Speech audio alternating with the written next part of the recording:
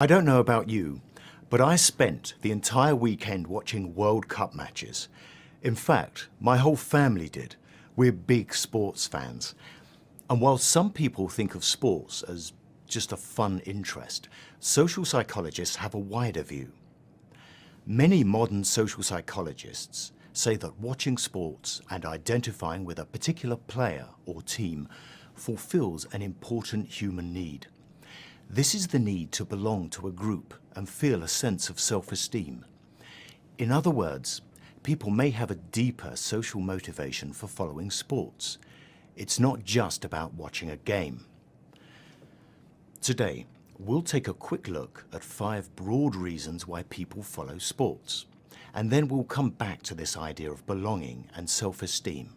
Okay? First off, people are motivated to watch sports because sports are really entertaining. Sports is performance art. We can observe superb athletes displaying their talent and dedication. For example, even if you don't particularly like sports, you can appreciate the gymnastic performance of an Olympic athlete, or an NBA player dunking a basketball, or a Wimbledon champion serving an ace, or a soccer player scissor kicking a goal. The beauty of sports performances can be enchanting. The second motivation for following sports is our love of competition. Human beings are competitive. We love competition, a race, a contest. When we watch athletes playing competitive sports, we get a kind of indirect satisfaction. We feel as if we are also in the competition. Our blood pressure and hormone levels increase along with the athletes. The third motivation for following sports is our interest in drama. All human beings in all cultures love stories. Sports is a great source of storytelling because sports involve personal histories and struggles, relationships and rivalries. We want to see how these individuals succeed and how they respond to challenges.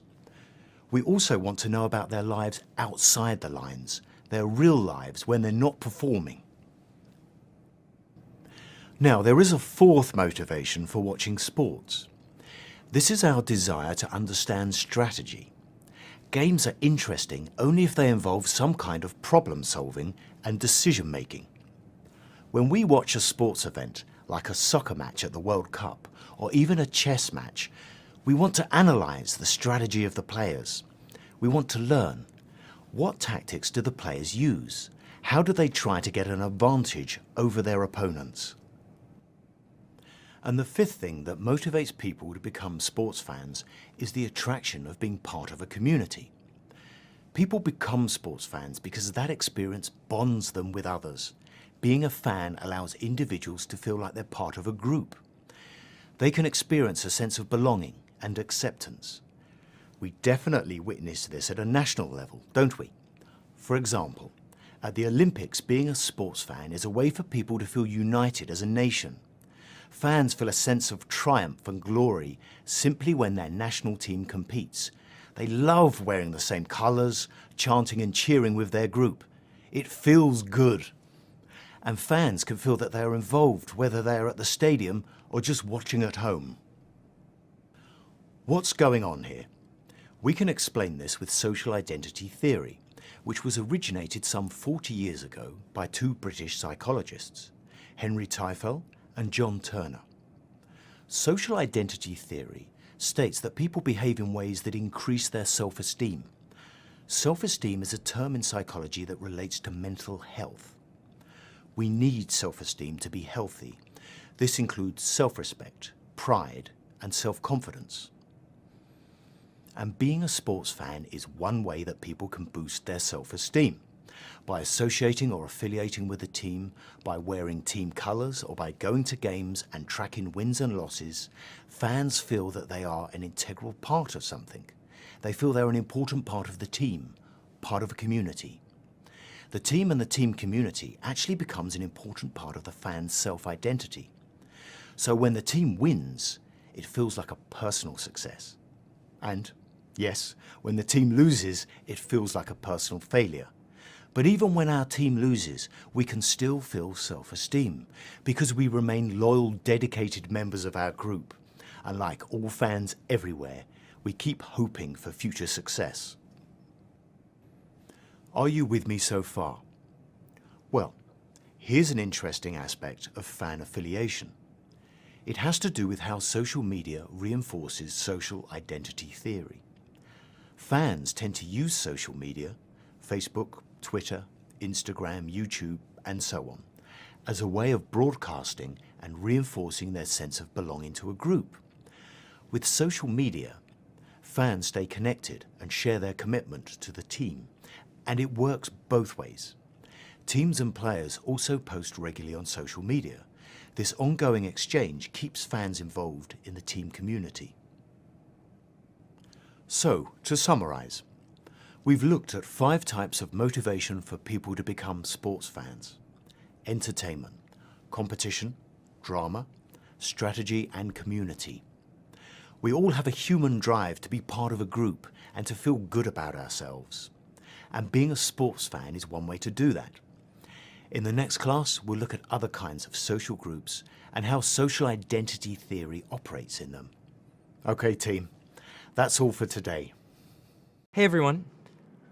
How about we start by reviewing the reasons people follow sports? What are the main reasons people watch sports? Yeah, right. One reason, of course, is for entertainment, but don't include me. No? Not a big sports fan? Not really, no. I think people follow sports for the competition. I love watching a tough match between 2 good teams or 2 strong players. Fight to the finish. Yeah, me too. I admit I go for the drama. Not about players' personal lives. I don't care about this stuff. But I am interested in their personalities, how they face challenges. Cool. What else? There's also the fun of analyzing the strategy. Yes, right. To me, following a game is like solving a big puzzle. What's the next move, you know? Yeah. And the lecturer talked a lot about community. Did you notice that? Yeah, but what does that mean, community? I really didn't get that part. Well, I think it means that sports fans feel a kind of bond with each other. They sort of form a community. But you're not a sports fan, so maybe you haven't felt that. No, maybe not, but I do feel some pride, like national pride during the Olympics, so I understand social identity theory. Yeah. So you are a sports fan. Well, a little. I wouldn't say watching sports increases my self-esteem. Sure. I think social identity theory means that we find group identity in different ways. It's not just about being a sports fan.